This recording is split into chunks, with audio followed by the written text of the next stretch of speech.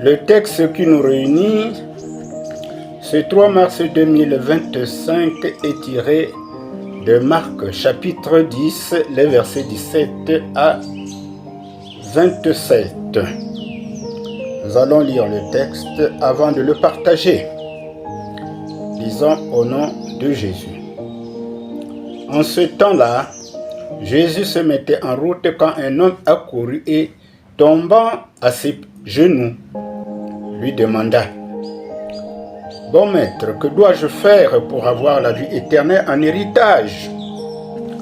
Jésus lui dit: « Pourquoi dire que je suis bon? Personne n'est bon sinon Dieu seul. Tu connais les commandements.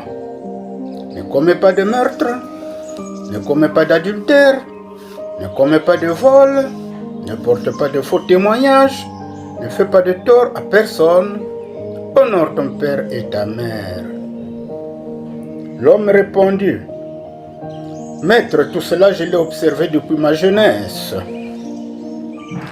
Jésus posa son regard sur lui et il l'aima. Il lui dit: « Une seule chose te manque. Va, vends ce que tu as et donne-le aux pauvres. Alors tu auras un trésor au ciel.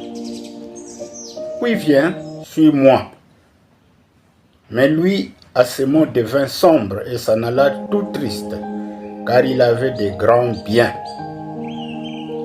Alors Jésus regarda autour de lui et dit à ses disciples: « Comme il sera difficile à ceux qui possèdent des richesses d'entrer dans le royaume des cieux. »